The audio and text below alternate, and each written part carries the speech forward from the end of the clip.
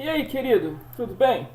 Bom dia para quem está de dia, boa tarde para quem está de tarde, boa noite para quem está de noite. Eu sou o pastor Fábio Valim, professor, e esse é um quadro novo, é um quadro que estamos dando o nome de Pensando a Questão.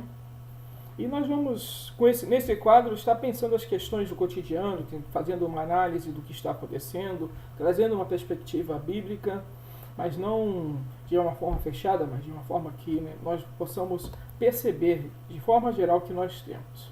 E nesse projeto piloto, e é um piloto, queridos, nós vamos trazer um tema, eu gostaria de tratar em poucos minutos com vocês, um tema bastante importante que tem acontecido na nossa sociedade nessas últimas semanas, aliás, nessa última semana passada e essa semana. Então, o motivo que eu gostaria de estar conversando é justamente sobre a audiência pública que está acontecendo no STF, acerca da questão do aborto. Me é conveniente falar sobre a argumentação da pastora Luz Marina Campos na audiência pública em Brasília.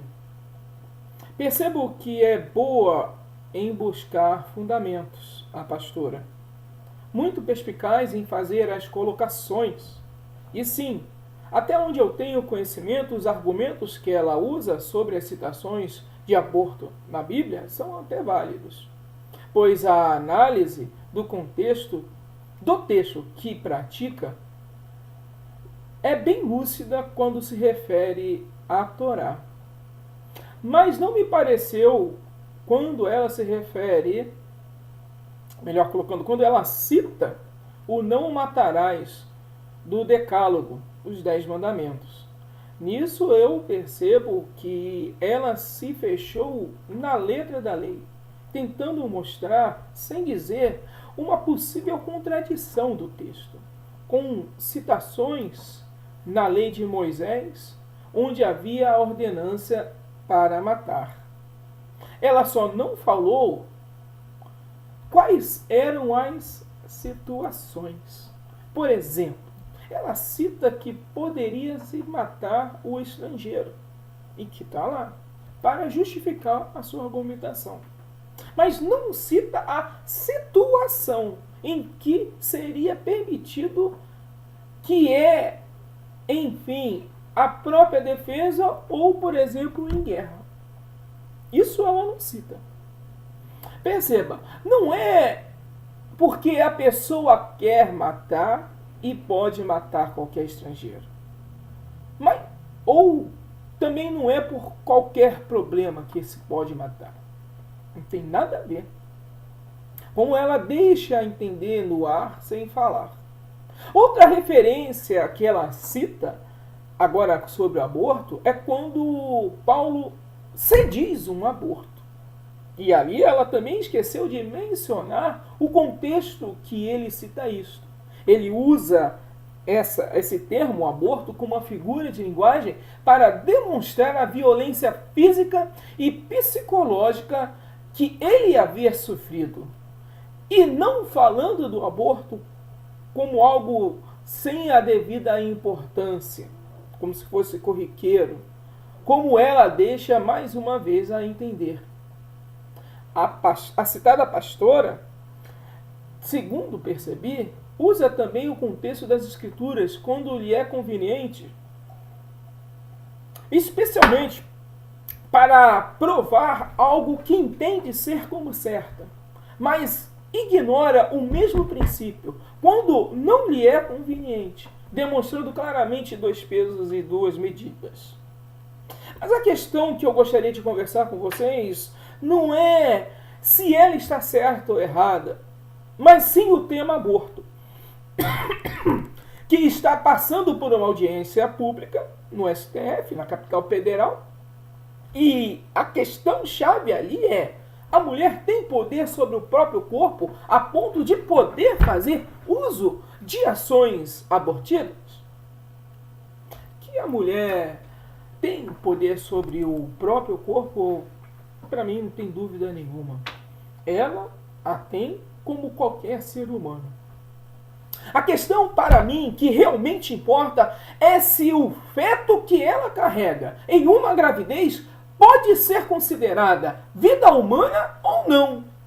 Se sim, e preste atenção na problemática, se sim, assim como ela tem o direito à vida, o novo ser humano que estaria dentro dela, que está sendo gerado, também tem. E esses direitos precisam ser resguardados. Mas se a resposta for não, não resta mais argumentação a princípio. Digo a princípio porque tem também a questão do tempo em caso de negativa. Deixa eu me explicar. A partir de quantos dias, semanas ou meses esse feto é considerado vida humana? 1, 3, 5. A resposta que está sendo... A proposta que está sendo discutida em Brasília é a liberação ou não do aborto até o 3º mês de gestação, baseando-se no desenvolvimento do feto. A questão para mim é, como podemos dizer que em 2 meses e 29 dias o feto não é humano, não é uma vida humana, e passa-se mais um dia, esse feto passa a ser uma vida humana? Como é que podemos determinar essa questão? Baseado em quê? Não sei quanto a você, mas para mim a questão é muito grave para não se ter a devida sensibilidade, a ponto de querermos determinar quando é vida ou quando não é vida. Algo que a pastora, assim como muitos, parece ignorar quando as Escrituras, especialmente o próprio Cristo, ele é sempre, Jesus, sempre a favor da vida, seja qual for. Observe as Escrituras. É radicalmente contra a qualquer tipo de opressão e violência a ela, a vida humana. Mais uma vez, seja qual situação. E é pela vida que está sendo constituída essa fala. As para nós evidentes e as que não são tão evidentes assim para a nossa sociedade. É claro que a mulher precisa de uma proteção do Estado quanto a essa questão. Isso não tem dúvida, todos nós estamos vendo o que tem acontecido e nós temos que pensar isso de uma forma séria. Mas não só a proteção, mas como também o acolhimento dessas mulheres que estão se colocando nessa situação. Elas estão morrendo em clínicas clandestinas ou com manipuladores de ervas. Mas a questão é, por que elas estão se colocando nessa situação? Você já parou para pensar? Muitas vezes, pelo que eu percebo, dentro da minha limitada percepção, para consertar o que elas julgam um erro momentâneo. Por não fazer sexo com algum tipo de proteção. Outras, porque no 2º mês de gestação, essa menina ou mulher terminou o seu relacionamento. Isso eu já ouvi diversas vezes.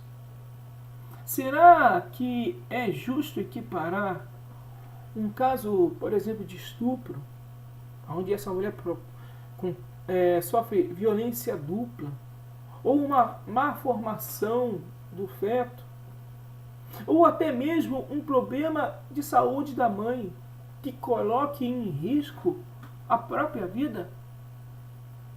Por exemplo, será que é justo equiparar? Mas é sabido que a maioria procura um aborto por causa dos primeiros exemplos que citei agora, aqui. E não por causa desse segundo grupo. Perceba, queridos, se o que estou falando é realidade, estamos a ponto de matar legalmente milhares de vidas por levianidade. E não realmente por causa da saúde da mulher ou da família. a saúde, não só dela, mas de todos, bem como o bem-estar, deve sempre ser colocado em primeiro lugar. Mas a qualquer custo? Bem, eu pontuei aqui algumas dificuldades que julgo ser importantes dentro do tema aborto, que está sendo discutido em Brasília. Perceba que não dá para fechar essa questão. Estou colocando uma perspectiva. O tema é um problema da nossa era, da nossa sociedade, e não da sociedade dos tempos bíblicos. E por isso, somos nós que temos que discutir a tal temática com responsabilidade e princípios. E não dá para fugir de princípios. Aliás, sempre julgamos com algum tipo de princípio. E talvez a questão maior seja que princípios utilizar nesse tema. O princípio que utilizo aqui é sempre pela vida de qualquer ser humano, em qualquer situação, influenciado por Jesus. Eu quero agradecer a sua atenção, quero também me solidarizar com todas as mulheres, independente se são contra ou a favor do aborto, ou se concordam ou não com o que eu acabei de falar, que passaram pelo processo do aborto. Com essas mulheres eu quero me solidarizar também, bem como com as famílias envolvidas, quando estão envolvidas, porque muitas das vezes a família só vai saber quando a menina está morta ou gravemente debilitada por essas ações. A minha esperança é que tenhamos uma sociedade menos egocêntrica e muito mais solidária. Eu sou o professor e também pastor Fábio Valim. Fiquem com Deus.